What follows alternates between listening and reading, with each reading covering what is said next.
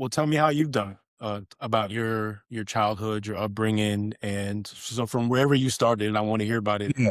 How did you make it to where you are now? So I'm first generation in this country from two parents that are both from Barbados. And so my folks were married for um well, I say they were together up until seventh or eighth grade. So I did have the experience of knowing what it's like to have both parents in the house and having, a man and a woman working synergistically to raise kids. And so that was a very valuable perspective. And I will say that after the point where my father was gone, one of the things that stuck with me at first subconsciously, but then I realized in a more conscious way that this is ingrained in me through what I saw is work ethic. And and I remember my father worked a lot. He had, he had like, I'm pretty sure he had two full-time jobs. He worked and really hard. And that's always been me. This has always been second nature, just to work hard, whether it's long hours or just doing whatever it takes to get the job done. Uh, and so even beyond seventh or eighth grade, like I knew that men work hard. It's what comes with it. You work hard. After he was gone, there's definitely so many things, many of which are in the book, that I realized in retrospect that my mother did, whether they were all conscious or subconscious or a combination of the two, Mhm. that had a profound impact on my psyche and my drive and my desire to be successful. Like what? Always striving to do the best you can possibly do at whatever you're doing. I always remembered as a kid, if I came home with, a B or a B plus, don't even talk like anything, What's a C's or B? not even. Um, and I remember coming home one day and being so excited.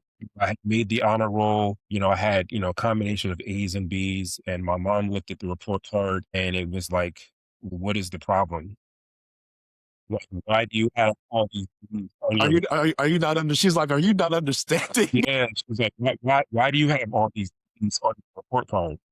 And I just remember being so devastated. But in retrospect, like that nuance right there is the difference between raising a kid that is going to be at the top of his class or her class and who's going to be floating in the middle. Or that's the difference between raising a kid who's content and satisfied with being better than most and a kid who understands my job is to gauge myself against myself and having the perspective that I am my own competition, really. And if I'm not doing the absolute best I could possibly do at something, then I'm cheating. I'm shortchanging myself and I'm letting myself down at the end of the day. And I've always had that perspective.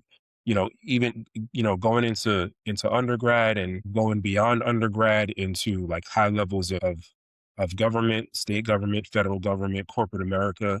Um, it's very common, and I'm sure you've heard it and been in conversations with people talking about imposters, and that's not something that I ever struggled with in any setting. And I'm fairly confident that that is traced directly to the way I was raised by my mother and the mindset that she's in terms of doing your best, being the best, being able to compete. So between those life lessons that my mother instilled in me, and I would say a perspective that was drilled into me at Morgan State University, which is an HBCU in Baltimore, Maryland. I left there knowing that I could compete with anyone in the world. And I never had a doubt about it. So I think those two things were a critical part of my forming my mentality.